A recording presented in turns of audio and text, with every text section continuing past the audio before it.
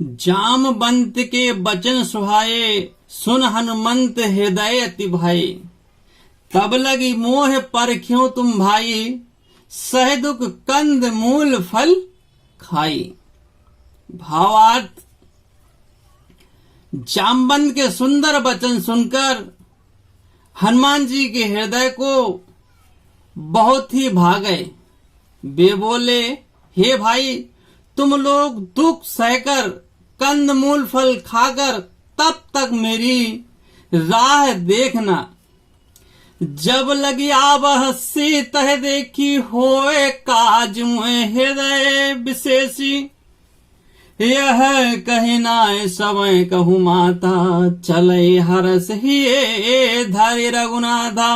भावार्थ, जब तक मैं सीता जी को देखकर लौट न आऊं, काम अवश्य होगा, क्योंकि मुझे बहुत ही हर्ष हो रहा है। यह कर कर और सबको मस्तक नभाकर तथा हृदय में श्री रघुनाथ जी को धारण करके हनुमान जी हर्षित होकर चले।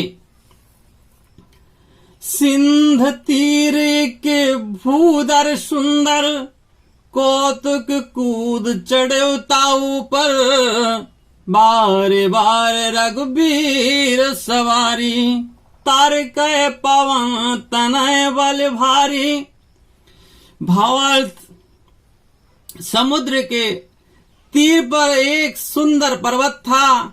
हनुमान जी खेल से ही अनायासी कूदकर उसके ऊपर जा चढ़े और बार बार श्री रघुबीर जी का स्मरण करके अत्यंत बलवान हनुमान जी उस पर से बड़े वेग से उछले।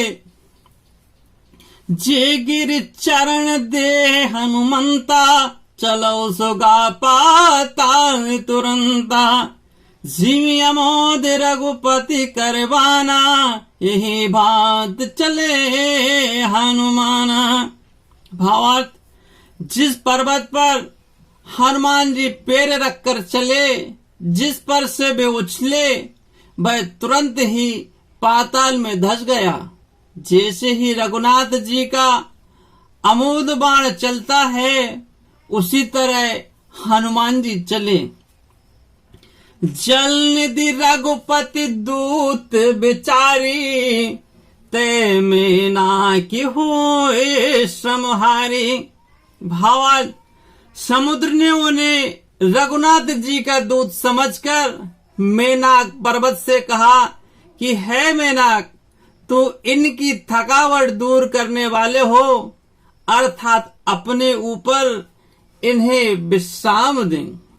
हनुमान ते परे साकर पुन कीन प्रणाम, राम काज कीने बिने मोह कहाँ विश्राम। भावार्थ, हनुमान जी ने उन्हें हाथ से छू दिया, फिर प्रणाम करके कहा, भाई, मैं श्री रामचंद्र जी के काम के किए बिना मुझे विश्राम कहाँ है। जात पवन सुत देवन देखा, जान कहूँ बल बुद्धि विशेषा। सुरसा नाम हन के माता, पटे आई कहीं ते ही वाता। भावार्थ, देवताओं ने पवन पुत्र हनुमान जी को जाते हुए देखा। उनकी विशेष बल बुद्धि को जानने के लिए परीक्षा उन्होंने सुरसा नामक सर्पों की माता को भेजा। उसने आकर हनुमान जी से यह बात कही, आज सुने मुह दीन आहारा, सुनत बचन कहे पवन कुमारा। राम काज कर फिर में आवो, सीता कह सुधि प्रभा सुनाभो। आज देवताओं ने मुझे भोजन दिया है। यह वचन सुनकर पवन कुमार हनुमान जी ने कहा, श्री राम जी का कार्य करके मैं लौट आऊं और सीता जी की खबर प्रभु को सुना दूं। तब तब बदन पेट है आई, सत्य कहूँ मुझे जान दे माई। कब न हो जतन देह नहीं जाना, गिरसस न मोह कहे हनुमाना। भावार्थ, तब मैं आकर तुम्हारे मोह में घुस जाऊंगा, तुम मुझे खा लेना। हे माता, मैं सत्य कहता हूँ, अभी मुझे जाने दो। जब किसी भी उपाय से उसने जाने नहीं दिया, तब हनुमान जी ने कहा, तो फिर मुझे खाना खा ले। जो जन भरित है बदन पसारा, कपितन कीन दुगन विस्तारा। सो रह जो जन मुक्ते ठयहु, तुरत पवन सुत 32 भयहु। भावार्थ, उसने योजन भर 4 कोस में मोह फैलाया। तब हनुमान जी ने अपने शरीर को उससे दूना बड़ा कर लिया। उन्होंने 16 योजना का मुख किया। हनुमान जी तुरंत ही 32 ओजन के हो गई। जस जस सुरसा बदन बढ़ावा, तासु दून का रूप दिखावा। 7 जोजन तेहि आनन कीना, अति लघु रूप पवन सुत लीना। भावार्थ, जैसे जैसे सुरसा मुख का विस्तार बढ़ाती थी, हनुमान जी उसका दूना रूप दिखलाते थे। उसने 100 योजन यानी कि 400 कोस का मुख किया, तब हनुमान जी ने बहुत ही छोटा रूप धारण कर लिया। बदन पठय पुनि बाहर आवा, मांगा विदाता ही सिर नावा।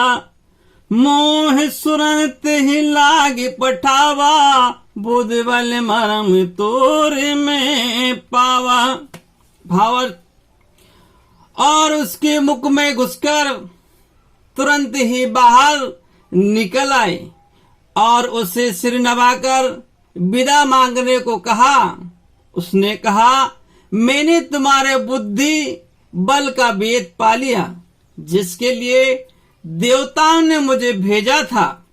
राम काज सब कर तुम रामा, बल बुद्धि निदान सिया रामा। आस दे गरेशो, हरस चले हनुमान सिया रामा।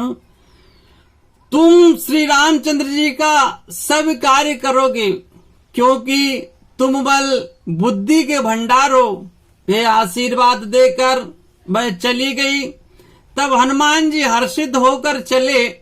निश्चर एक सिंधु महु, रही कर माया नभ के खग गयहि। जीव जंतु जे गगन उड़ाई, जल बिलोक तिनके परछाई। भावार्थ, समुद्र में एक राक्षसी रहती थी।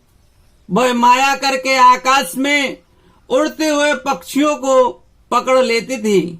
आकाश में जो जीव जंतु उड़ा करते थे, वह जल में उनकी परछाई देखकर गहई छाए सक सोन उड़ाई। यह विधि सदा गगन चरखाई। सोई छल हनुमान कह कीना, तासु कपट कपी तुरत चीना। भावार्थ, उस परछाई को पकड़ लेती है जिससे वे उड़ नहीं सकते थे और जल में गिर पड़ते थे। इस प्रकार वह सदा आकाश में उड़ने वाले जीवों को खाया करती थी। उसने वही छल हनुमान जी से भी किया। हनुमान जी ने तुरंत ही उसका कपट पहचान लिया। जाता ही मार मारुत सुत बीरा, बारिद पार गयो मत धीरा। तहाँ जाहि देखी वन शोभा, गुंडद चंचरी के मधुलोभा। पवन पुत्र धीर बुद्धि वीर सिंह हनुमान जी उसको मारकर समुद्र के पार गए। वहां जाकर उन्होंने वन की शोभा देखी। मधु पुष्प रस के लोभ से भौरे गुंजार कर रहे थे।